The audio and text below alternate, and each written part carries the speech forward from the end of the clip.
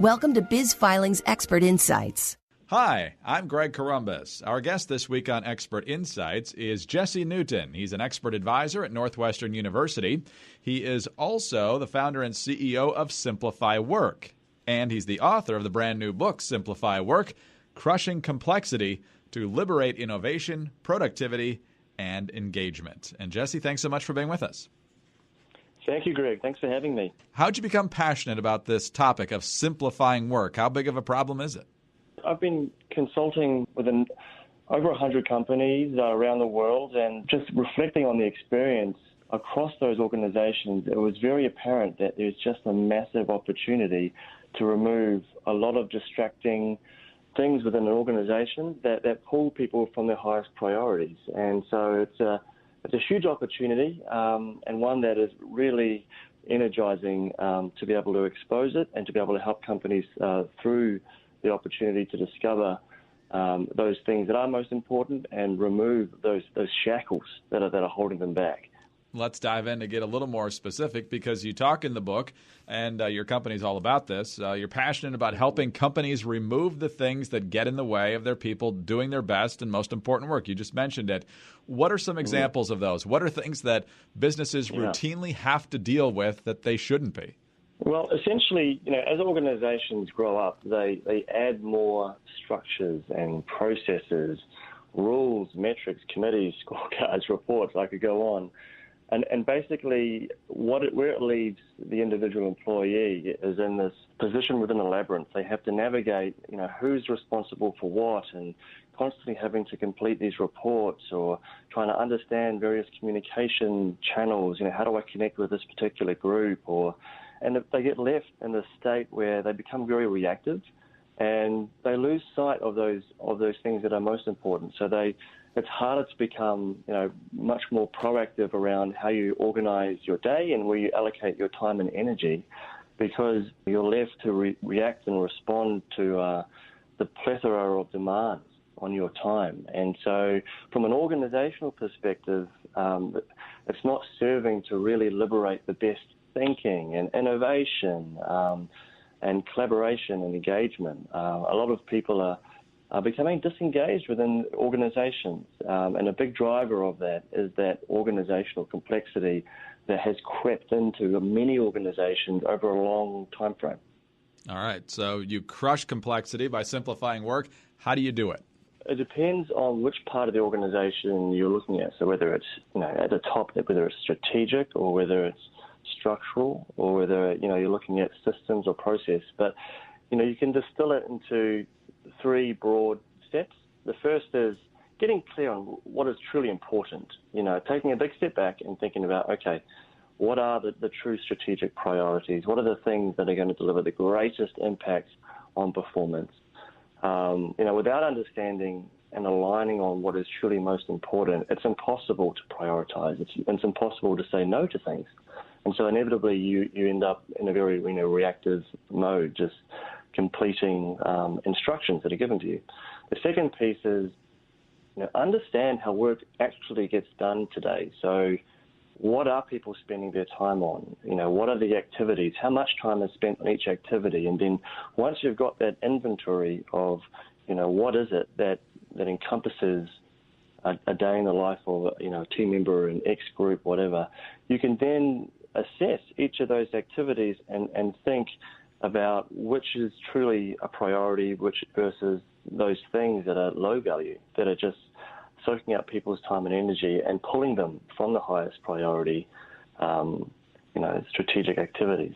And so once you've got that clarity, you can obviously, step number 3, remove or redesign all those things that are pulling people from their most important work. So, it could be removing a chunk of administrative tasks. It could be booking travel or processing expenses. It could be some certain activities within a budgeting process. It could be some compliance activities. So it's identifying those things that could be removed, or you're redesigning it so it becomes more automated or less cumbersome. And an example is performance management. So for decades, the whole process of annual performance management was pretty clunky, and people dreaded the process of having to, write up the reviews and rate people and sit down. And, the focus became more on how do we get through this process versus how do we get the value from the process, which, there's a huge amount of potential for a lot of value to be created through an effective performance management process. But people were getting lost in just the cumbersome nature of the process. And so a couple of years ago, a few experts came up with a few different perspectives on performance management that tested some of the assumptions around the effectiveness of traditional performance management, which led to organizations questioning whether their process was the right one. And many organizations since have transformed their performance management system to strip out the cumbersome nature, to make it much more targeted, focus on those parts of the process that are most valuable, like rich coaching conversations between managers and employees, for instance. And so that's just one example of how you can follow that three-step process, get clear on the priorities, understand the reality of work today, and then remove or redesign the things that are getting in the way of those priorities. Excellent advice. Some folks might be wondering, Jesse, these cumbersome tasks, oftentimes they still need to be done, but they can be done more efficiently, or perhaps they should be moved to someone else in certain cases. So how do you make sure that the work that needs to get done, even if it's cumbersome, still gets done while still freeing people up to do what they do best? Yeah, one good strategy from an individual perspective is getting a lot better at planning. From an individual perspective, understand, annually, quarterly, monthly, weekly, how do you cascade the top annual goals into quarterly plans?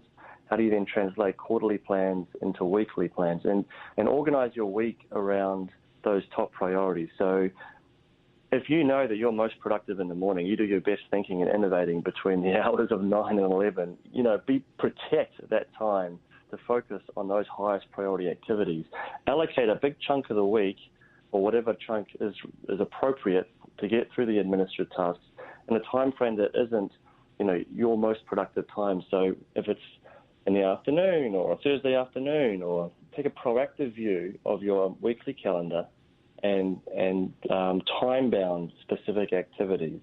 And that even includes checking email. So interruptions and distractions is a driver of individual complexity. So carve out time in the day to check and to respond to emails. And it could be before lunch or after lunch, or in the morning, and it could be 3 times a day, 4 times a day. But what you're doing is you're limiting the interruptions and distractions that can break your deep focus and concentration, can inhibit your best work.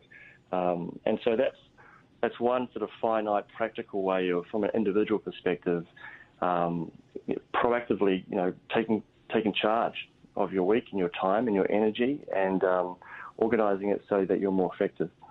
I really like the focus on time, because that's the commodity that everyone has the exact same amount of.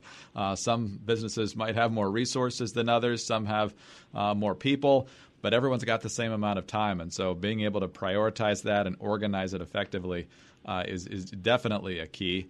As we get ready to close here, Jesse, I just want to have you share a story or two. It might be your own story, I don't know, or clients you've dealt with, of the difference this makes when you simplify the work, when you deal with these cumbersome tasks in an effective way, organize your time in a better way. How have you seen that liberate innovation, productivity, and engagement? Well, it's massively energizing when you see employees see the opportunity. So I facilitate numerous workshops, and I help different groups, whether it's functional leadership or leadership of an organization, just look at their organization or their function team through the lens of simplification, and it's just hugely energizing to see the reaction in the people when you identify all of those things that are pulling people from their work. And so, for instance, when you capture that list of items, people are often unaware of how many things their people are having to manage, and the competing requests and pressures on their time is often unknown and unclear. And so shining the spotlight on all of those things that people are having to manage and is very eye-opening for organizations. And then, once they have the ability to pull things away, the increased energy and excitement and the passion and the enthusiasm returns to the job, because all of a sudden people are able to come into work and do what they were hired for, instead of having to, manage low-value work or being pulled in multiple directions and feeling like they aren't in control of their performance. Well, liberating folks to be as productive as possible is not only good for their own attitude towards work, as you mentioned before, when they have all these other tasks that distract them from those things, it really hurts morale and the overall performance of the business. And so making life more exciting and more focused for the individual makes it better for the team, which makes it better for the business. And there's a whole lot more in this book that I wish we had time to get to. But, Jesse, we've hopefully scratched the itch enough so people want to pick up a copy of it. It's called Simplify Work, Crushing Complexity to Liberate Innovation, Productivity, and Engagement. You can get it now at Amazon.com and elsewhere. It officially goes on sale February 5th. And, sir, thank you so much for your time today. We greatly appreciate it. My pleasure. Thanks a lot. Jesse Newton is an expert advisor at Northwestern University. He is the founder and CEO of Simplify Work. That's also the title of the book. Again, Simplify Work, Crushing Complexity to Liberate Innovation, Productivity, and Engagement. I'm Greg Corombos, and for more information on this topic, please call Biz Filings at 844-202-0707. Biz Filings, a Wolters Kluwer company, has been incorporating businesses since 1996.